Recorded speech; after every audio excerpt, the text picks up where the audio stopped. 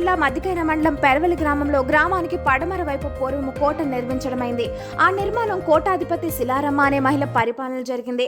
అక్కడ రైతులు పూర్తిగా వ్యవసాయంపై ఆధారపడి ఉండటం. కొంతకాలం గడిచిన తరువాత వర్షాలు లేక పంటలు ఎండి త్రాగడానికి నీరు లేని సమయంలో శిలారమ్మ ప్రజల కోసం నీరు తాగడానికి ఒక పెద్ద బావిని త్రవ్వించి నీటిని ప్రజలకు సమృద్ధిగా చేసింది. బావికి పక్కనే 50 అడుగుల దూరంలో చింతల పావదోత ఆ స్థలమునందే నివసించేవాడు. ఆయన ఒక దైవ సంకల్పం కలిగిన వ్యక్తిని ప్రజలు గుర్తించి అతనికి పూజలు చేసేవారు. కొన్ని రోజులకి ఆ వ్యక్తి అదృష్టమై ఆ స్థల ప్రభావం ఒక శక్తితో కూడుకున్నదని ప్రజల నమ్మకం. ఒక కట్ట నిర్మించడమైంది. ఆ కట్టను భక్తి శ్రద్ధలతో ప్రతి గురువారం రోజున ఉదయం నుండి సాయంత్రం దాకా పూజలు చేస్తారు. అందుకే గ్రామస్తులు పండించే పంటకు వర్షం రావాలని భక్తి శ్రద్ధలతో భజనలు చేయడం, అన్నదాన కార్యక్రమం చేయడం జరిగింది. ఈ కార్యక్రమంలో గ్రామస్తులు పాల్గొనడం జరిగింది. పూర్వము ఇక్కడ చింతలమ్మని అనే ఒక ముని నివసించేవాడు. ఆయన గుర్తుగా చింతలమ్మ కట్ట అని ఇక్కడ ఒకటి ఉందన్నమాట. తర్వాత శిల్లారమ్మ అనే ఆమె ఇక్కడ పూర్వము పరిపాలన చేసేది. ఇక్కడ ప్రజలు నీటి కోసం చాలా ఇబ్బందులు పడుతుంటే ఆమె శిల్లారమ్మ బాగు తగ్గించింది. ఆమె గుర్తుగా ఈ బాగు శిల్లారమ్మ అని శిల్లారమ్మ బాగు పేరు వచ్చింది. ఈ ప్రాంతాన్నంతా శిల్లారమ్మ కోట అంటారు. పెరవలిలో పరిపాలన ఉన్నటువంటిది శిల్లారమ్మ కోటగా పిలుస్తున్నాం.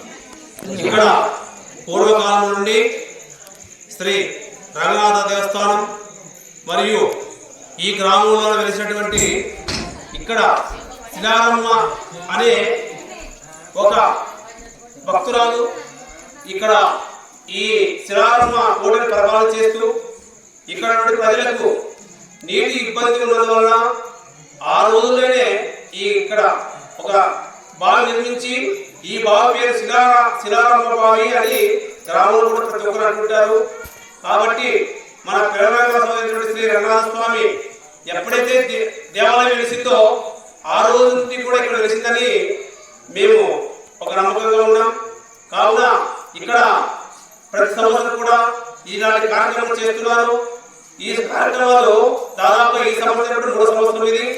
కావున గ్రామంలోని పెద్దలు, గ్రామ ప్రజలు, గ్రామ భక్తులందరూ కూడా ప్రతి ఒక్కరు కూడా వారి తోచిన విరాళాలు ఇచ్చి ఈ కార్యక్రమాన్ని జరుపుతున్నారు. కావున ప్రతి సంవత్సరం కూడా ఇలాంటి కార్యక్రమాలు చేసి భజన అనేది చాలా గొప్పది.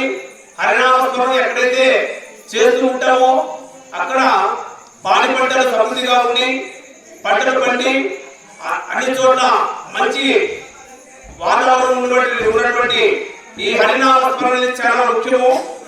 ఈ హరినామ పాడినా చాలా పుణ్యము. కావున ఇక్కడ ఈ శిలారూపాలలో ఈ భజన కార్యక్రమం చేయడం చాలా గొప్పది.